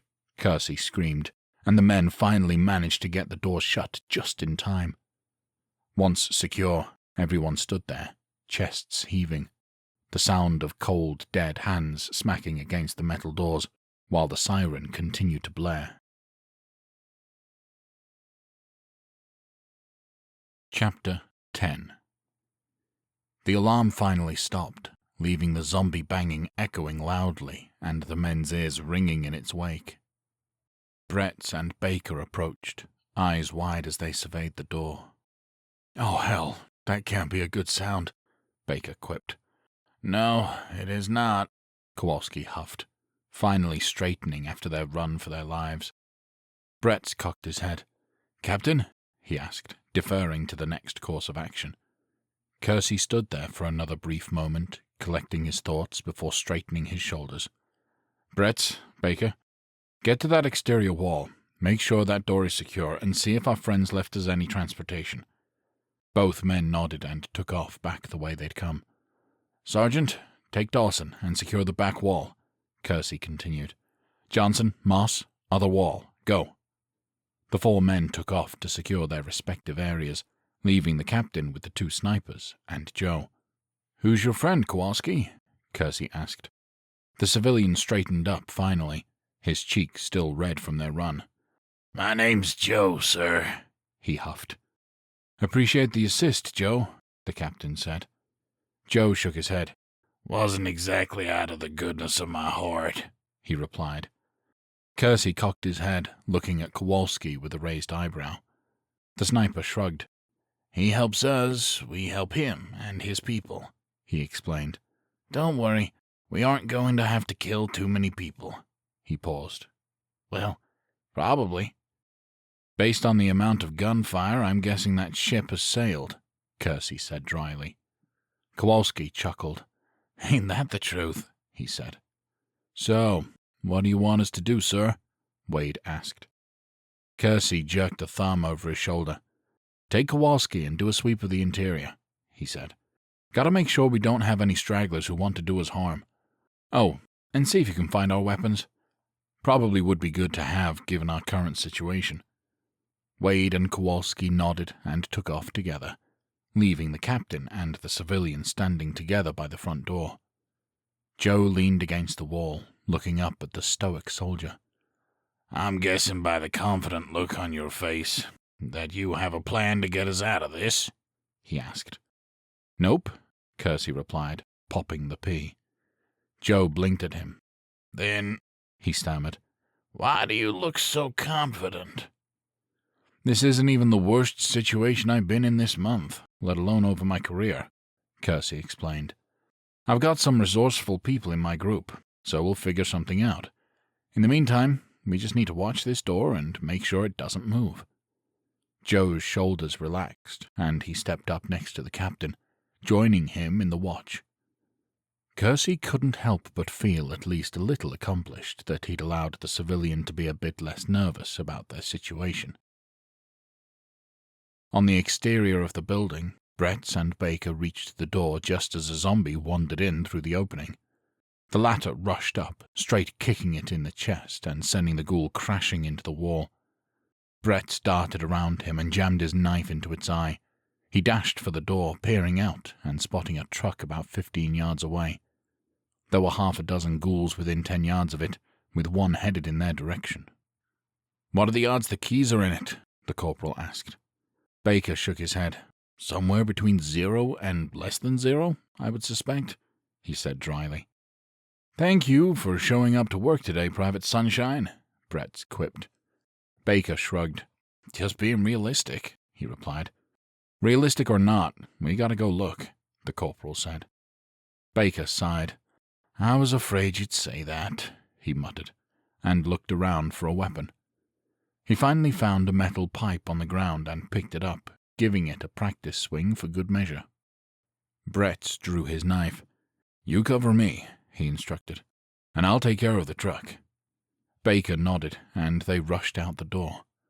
Brett tore right by a few zombies, lowering his shoulder and knocking them to the ground. Baker followed, swinging his pipe as he ran by and cracking a skull before tearing off to keep up with the corporal. Brett jammed his knife into a zombie's forehead right next to the truck and tossed it aside, throwing open the door to the vehicle and slamming it behind him for safety. Much to his surprise, the keys were in the ignition. "Well, I'll be damned," he breathed. Before he could turn the key, however, moans erupted from nearby. He glanced out the open window, watching as Baker cracked another skull. But past him were a few dozen ghouls coming around the side of the factory, no more than 20 yards away. He turned the key, and the truck sputtered for a moment, emitting a horrible grinding sound. "Shit," he muttered, and then pulled the HUD release before jumping outside. "What the fuck are you doing?" Baker grunted as he smacked another zombie, throwing a gaze back at the corporal throwing up the hood. "Just a quick oil change," Brett cried. Baker let out a groan and swung again, cracking another skull. There weren't any zombies within 15 yards, but there were a couple dozen ghouls just past that mark. "You got 10 seconds before we're fucked," he warned. Brett looked at the engine and let out a defeated grunt. There were cables ripped out and sitting up top of the engine block, as if teasing him. He didn't have time to figure out what was wrong, only that it was more than enough damage to render the truck unusable. "Back inside," he cried, and took off running with the private in tow, zombies in close pursuit. They reached the door and slammed it shut, securing it. They took a brief moment to catch their breath, pressing their backs against the door. "Did you have time to get it a tune-up too?" Baker huffed. Brett shook his head. "Wasn't in the budget," he replied. "On the plus side, it's the zombies' problem now." Baker chuckled. "Oh, good. That's a point for us," he quipped. "Come on, let's go tell the captain," Brett said, and pushed away from the door. As they moved towards the front, a gunshot echoed from the center of the factory. Both men took off running towards the noise, weaving in between some machines and boxes before finding Kowalski standing over a writhing body. It was one of the gunmen, and he had a bullet in his gut, moaning in pain as the sniper aimed a rifle at his head. "You're lucky I just wounded you, asshole," Kowalski snarled. "Do you have any idea how physically painful it is for a sniper to have to use more than one shot to get a kill?" "Fuck you, soldier boy," the wounded man spat. The sniper sneered down at him. "Don't make me have to use 3 shots, he warned, and aimed at the man's knee. "I think he gets the point," Brett said, putting a hand on Kowalski's shoulder. "Don't you?" he asked the gunman. The man on the floor glanced from the wild-eyed sniper to the corporal, and nodded jerkily. "Good," Brett said, and knelt down beside him. "Now, why don't you start by telling me why you took us captive?" The gunman grunted. "I'm not telling you anything," he stammered. "That's a bold choice," the corporal continued with a sigh, "and certainly one you are free to make. If you do that, however, I'm going to make the choice to give my friend here the green light to shoot as many times as he—" A gunshot cut him off, and a bullet hit the gunman in the chest, narrowly missing Brett's. "What the fuck, Kowalski?" The sniper grabbed him by the shirt and jerked him behind cover, just before another shot went off, that bullet hitting the now dead man in the chest again. Wade and Baker dove to the other side, hiding behind a large machine. "Where the hell is that coming from?" Baker cried. "Gotta be from an elevated position," Kowalski called back, and leveled Wade with a glare. "I thought you got the sniper." Wade scoffed. "It is possible that they had more than one, you know," he snapped. "Whatever," Kowalski muttered and shook his head. "You got a read on him?" Wade peeked around the machine and then quickly ducked again. "Negative," he replied. "Makes you wonder what that man knew if they were willing to kill him rather than let him talk," Baker said. Kowalski stared at the body on the ground, and Brett watched the gears turn in his head as he mentally recreated the scene where they'd been standing. "Maybe you're giving him too much credit," Kowalski finally said. Baker furrowed his brow. "I don't understand," he admitted. "Maybe he wasn't trying to shut the man up," the sniper replied. "Maybe he was aiming for the corporal here, and it's just a shitty shot." He nodded and set his rifle on the ground before turning towards Wade. "What are you doing?" Brett demanded. "Putting my theory to the test," Kowalski replied. "Wade?" His companion grinned and readied his rifle. Won't get more than one shot off, he promised. Now, just gotta hope I'm right, Kowalski said, rising into a crouch and hopping on the balls of his feet to psych himself up. 3, 2, 1. He leapt from behind cover and started running. As he did, Wade stayed low but curled around the machine, aiming his rifle in the direction he thought the shooter was in. Almost immediately a gunshot cracked in the distance, and Bretts clenched his jaw, relief flooding him that the bullet hit the floor a couple of feet behind the sniper. The corporal's gaze flew to Wade, and another shot went off, but it wasn't his sniper. "Wade!" Kowalski cried, changing course as the bullet hit about 6 inches in front of him. Finally, Wade fired, and Bretts waited with bated breath, as the man stayed frozen, staring through the scope, finally standing up and nodding. "You're good, Kowalski," he declared. Brett stood up as the soldier finally skidded to a stop, bending over to catch his breath before walking back towards them. "What in the hell happened to only letting him get one shot off?" he huffed. "Yeah, that's my bad," Wade admitted, scratching the back of his head. "He was indeed a shitty shot. A quick one, but a shitty one." The two snipers laughed and shook their heads, clapping each other on the shoulder. "Don't start getting too excited, boys," Bretts warned, finally back to the task at hand. "We still gotta get out of here in one piece." Wade's brow furrowed. "Guessing there was no transportation?" he asked. Baker shook his head. "They sabotaged it before taking off," he said. "I'm liking these guys less and less by the minute," Kowalski muttered. "Come on, let's get back to the captain," Brett said. Kersey stood at the front doors, but Joe had moved to a small window on the side, looking out and growing more and more nervous by the moment. "It's getting pretty bad out there," he said, voice wavering. "How bad?" Kersey asked. Joe shook his head. "Couple hundred of those things, easy," he replied. "And they're spreading out." The captain turned as footsteps approached, spotting the men returning from their assignments. "No door on that side of things, so we're looking good," Moss reported. Kowalski blinked at him. "What do you mean, no door?" he asked. "There's gotta be a door." "If there was, then it's blocked off by construction stuff," Moss replied, shaking his head. Copeland nodded, jerking a thumb over his shoulder. "Same thing with the back," he said. "Nothing but crates and machine parts." "Transportation?" Kersey asked. "No go," Bretts replied, crossing his arms. "If we're getting out of here, it's going to be on foot." Moss shrugged. "We could try the window that Mac tried to go through," he suggested. "It's no good," Copeland said, shaking his head. "I checked it out, and there's already a crowd of those things outside. 10 men through one window, one at a time, is going to take too long.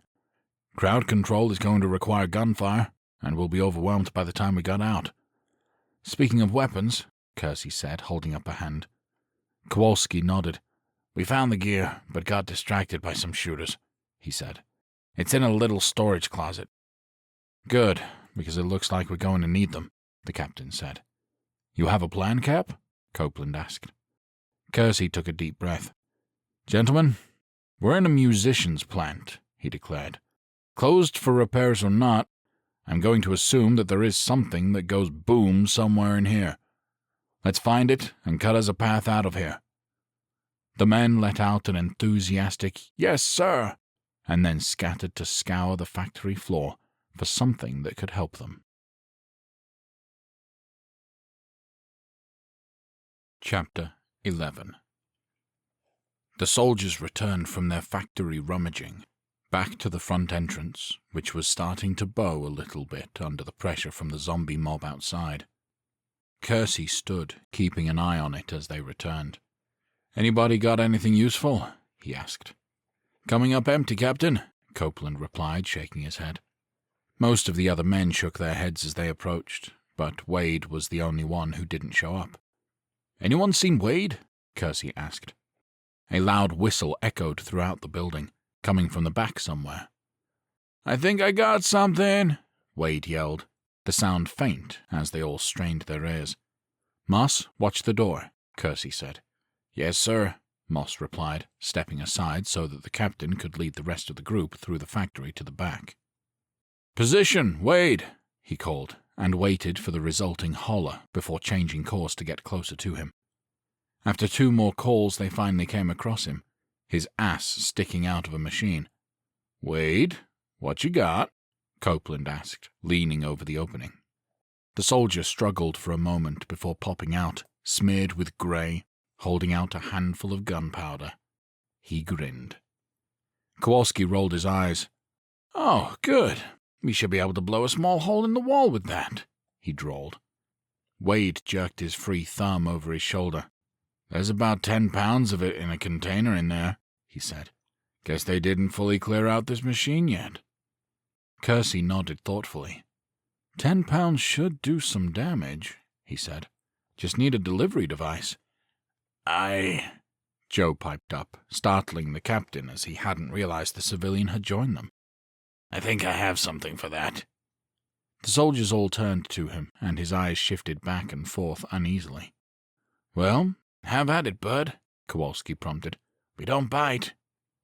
Joe held up a finger and then darted over an aisle. Kersey raised an eyebrow, exchanging a shrug with Brett's as metal clangs echoed. Before long, Joe came back, holding a massive metal pipe about 5 feet long and a foot in diameter. He dropped it on the ground, a loud ping resounding as he did so. "I don't know if this is going to work, but seemed like it could be a giant pipe bomb," he said. Wade knelt down and inspected it, knocking on the side of the thick metal. "Well?" Copeland asked, crossing his arms. Wade shrugged. "If we can figure out how to pack it tight enough on the ends, and how to set it off, it should do a good job of clearing a path," he said. "Either way, I think we're going to need some air protection."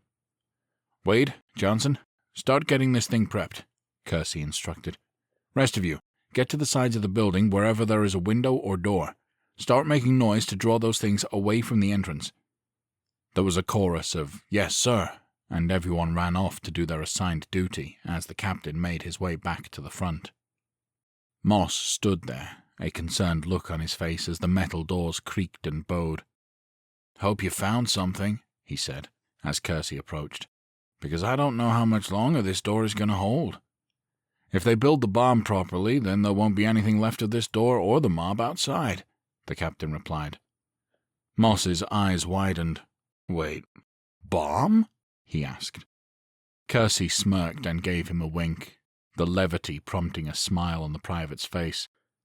"Having a hell of a first day," he said. Copeland and Dawson entered the prison cell and rushed over to the window. "Give me a boost," Copeland said, standing beneath the small window that had taken Mac's life. "You got it, Sarge," Dawson said, and got down on one knee so that the other soldier could reach the window. When Copeland's head cleared the frame, he spotted a couple dozen zombies wandering around outside. He let out a loud whistle before taking out his knife and tapping it against the bars. "Yeah, come and get me," he bellowed. "Bring some of your friends, too." His taunting worked as the zombies in view started coming in his direction. He couldn't really see too far towards the front of the building, but it looked like several were coming from that direction as well. The sergeant stayed up there for a few more moments, making noise before dropping back down. He listened and heard a chorus of moans coming from the outside. "That got 'em riled up," Dawson said, raising a fist. Copeland nodded. "Just gotta hope they pull more from the front," he said. "Come on, let's move." The two of them rushed back to the front of the building, where everyone had congregated, save for Wade and Johnson. "You getting a crowd?" Kersey asked. The sergeant nodded. "Little bit of one," he said. "Seems to be the way it's going," the captain replied. The doors creaked again, but not as loud as before, showing that their plan was working, at least. It was still louder than was comfortable, however. "Wade!" Kersey bellowed. "Johnson! How we doing?" The two men ran up the aisle with the giant pipe bomb on a rolling cart. There was a makeshift fuse sticking out of one side, and the ends were packed tightly with metal bits. They stopped in front of the captain, and he inspected it. "Looks, interesting," he said slowly. Is that going to be tight enough on both ends for it to go off properly? Copeland approached, taking a good look at it as the others talked. I'll be honest, Cap, I have no idea, Wade admitted. All I know is, given what we have to work with, it's not getting any tighter of a fit than it is right now. Kersey nodded. Good enough for me, he said. Let's get it on the ground in front of the door. Copeland waved Johnson over, and the two of them picked up the device, gently laying it on the ground and placing it right in front of the opening.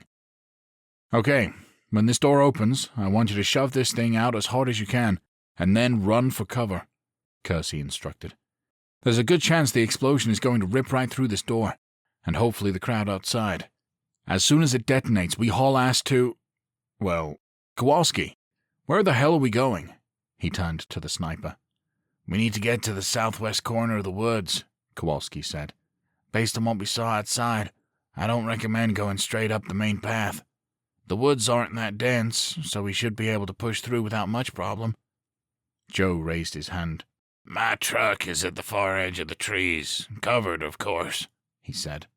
So, unless those guys have eagle eyes, they probably missed it as they drove by. Good. That's the rally point, Kersey said, pointing at him. It's weapons hot when we come out of here until we get to the woods.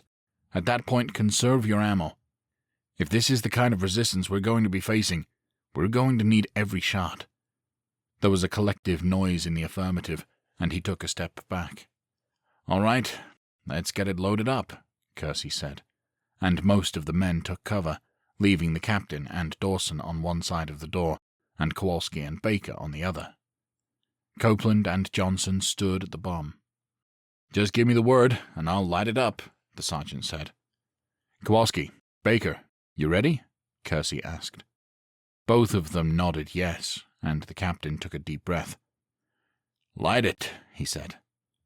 Copeland lit the fuse, which was about 2 feet long, and then he and Johnson got into position. Now! Kersey cried, and all of the door soldiers heaved, pulling the metal open a few feet. Zombie arms immediately reached in, smacking around as the men struggled to hold the doors in place. As soon as there was daylight, Copeland and Johnson shoved the bomb through the opening, right through the legs of the ghouls outside. "Clear!" the sergeant yelled. "Shut the doors!" Kersey bellowed, and both teams shoved. A few zombies wriggled in the opening, and Copeland reacted quickly, drawing his handgun and firing, killing the lead ones. He tried to shove them back, but too many were pushing up against them. "It's no good!" he cried. "Get to cover!" Kersey yelled. "Captain?" Kowalski asked. "Do it!" Kersey yelled, and all 6 soldiers broke away from the door, sprinting hard to cover behind the machines 20 yards away. As they ran, the door continued to slide open as more zombies poured inside. Within seconds, a couple dozen broke the threshold. The soldiers made it to cover, readying their weapons. "Everybody stay down!" Kersey yelled. A few more moments passed, and the zombie footsteps and moans grew louder as they entered the factory. Copeland held his breath, chanting over and over in his head for the bomb to go off. It had to work, or they'd be boned. Finally, the bomb detonated, and even being behind cover, the men felt the heat from the blast. Debris flew over their heads, metal clanging, filling the air as chunks of the doors shot everywhere. In the aftermath, there were still moans. "Let's move!" Kersey barked, and the soldiers broke free from cover, Copeland keeping pace with the captain. Immediately they were confronted with a dozen zombies still standing within the factory, and the duo opened fire. Within seconds of the rest joining them, the zombies were mowed down by the soldiers. They took off running towards what was left of the front doors, which had been blown wide open. A smoking crater marred the ground on the other side, corpses and limbs strewn all over the place. A significant number of zombies still stood to both sides of the crater, and between them and the exit.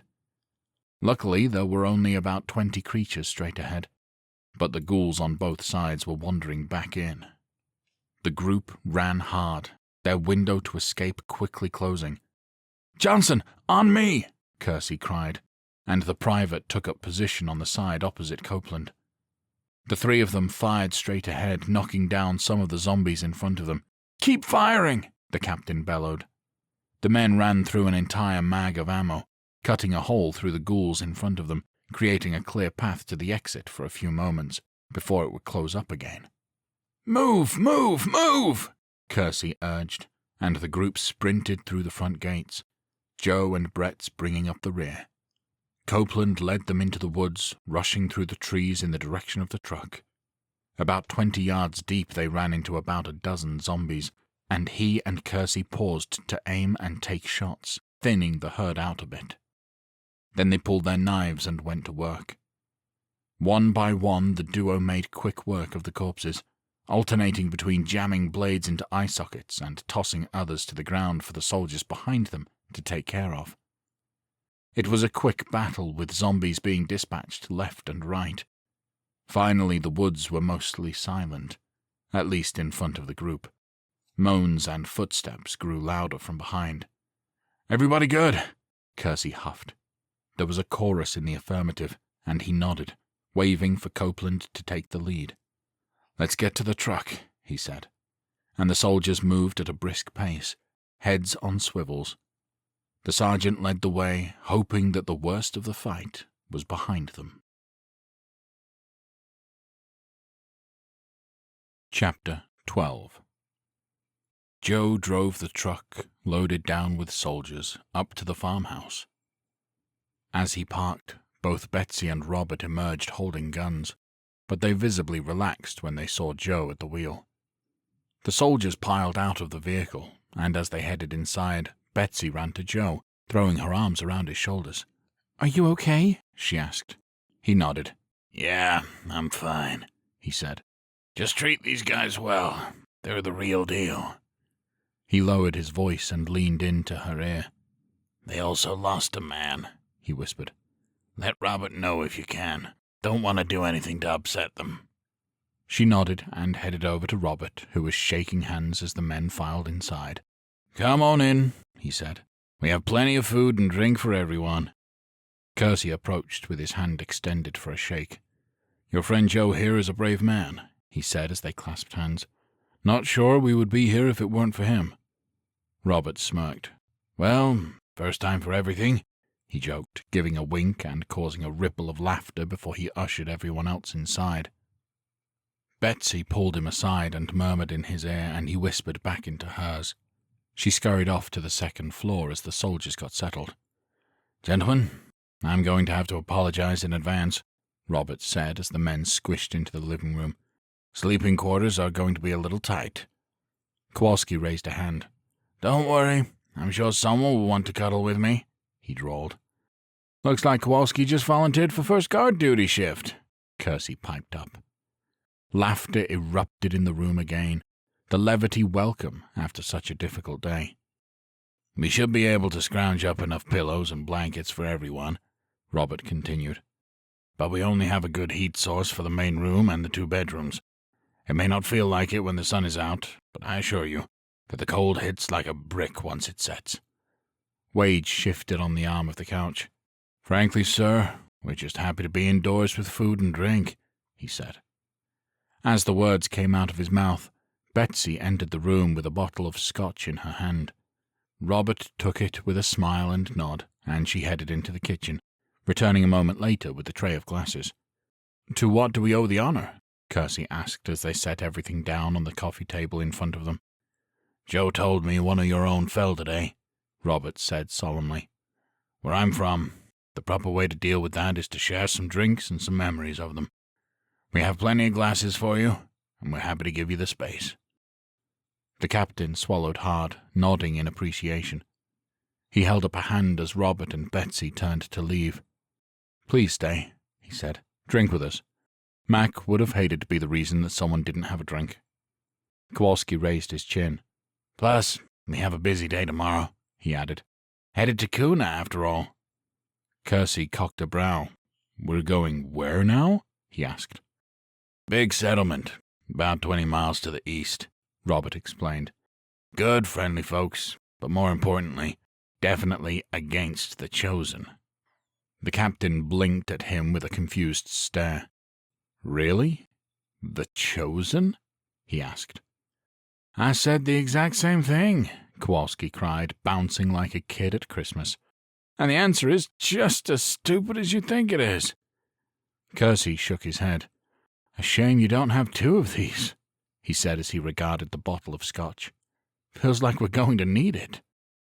Chuckles rippled all around as the captain poured out drinks for everyone. Once every person had a glass, he raised them in a toast. To Mac, he declared, and everyone bellowed it back before they all took a drink. There was a moment of silence before the soldiers began to talk in small groups, remembering their fallen comrade, sharing stories. Kersey leaned back in his chair, looking over his men, battered but not broken. He was confident in his good group of guys, despite this being another tough mission. He took a long sip of scotch, savoring the warmth in his throat and belly, and a little in his chest. It was rare to enjoy moments of peace like this, before the work would continue in the morning. The end. Up next, the battle for Idaho continues.